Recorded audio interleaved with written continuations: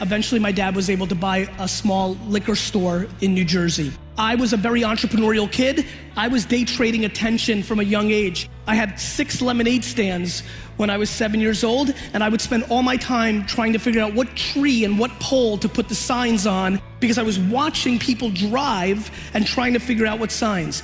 I was a very sick child. When I was 12 and 13, I was selling baseball cards, which were very popular in the United States at the time, and I was making $1,000 to $2,000 a weekend selling them in the malls of New Jersey, which was great, and I was rich for a young kid, and it was fantastic. But then my career changed. My dad dragged me into the liquor store, and I hated it at first, but luckily I realized that people collected wine. I was into collecting sports memorabilia. That was my passion, that was the connection. And I decided that I was gonna jump into my family business, open up 4,000 liquor stores across America, sell the franchise one day, and buy the New York Jets American football team, because that is my dream. That was the great gift that my parents gave me. We were first generation immigrants. Every Russian kid had to be good at school, and if you were the biggest loser, you went to NYU, but really you should go to Harvard. I fucking went to Mount Ida College because a postcard came in the mail, because I was trying not to even go to college, because I wanted to go into my dad's liquor store at 15. They didn't impose the way out on me.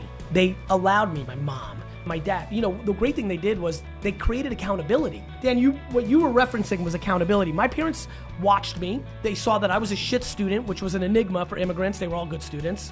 And they said, cool, you're a shit student? Guess what? Happy 14th birthday. From now on, every weekend and every summer vacation and every spring break and every winter break and every Columbus Day and every Martin Luther King, you're going in the car with dad at 7 a.m. and you're gonna work, because guess what? You're not getting a piece of paper that's gonna give you a fluff job. You're a fucking loser student. You're gonna have to learn how to work. And in that accountability, they changed the trajectory of my happiness. Like if I loved, being an architect more than anything in life, and that's what I gravitated to, Legos and drawing when I was 6, 7, 9, 12, 13, instead of selling lemonade and selling flowers and selling baseball cards, then I would just be talking about becoming the greatest, architect of all time. And that wouldn't have made me trillions, and that would have made me successful and rich, and I get it, but or very honestly, if I was wired, by the way, and this is why you like me so much, if I didn't have the DNA of a salesman and an entrepreneur, I would be a guidance counselor. I live for, do you know how much money I leave on the table by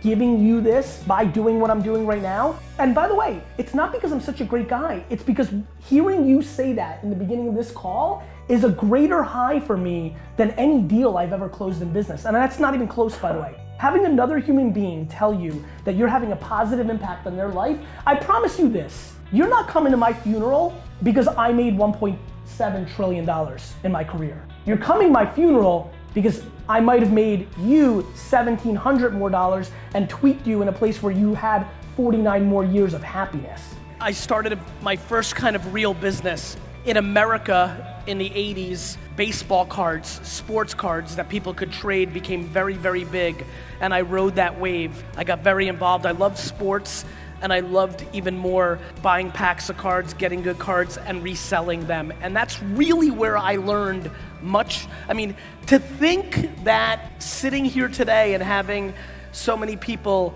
clap for you on the complete other side of the world, and so much of that was what I learned in the malls and conventions in New Jersey selling these cards. It's remarkable. I'm very humbled. I very much appreciate the warm welcome when I came out here.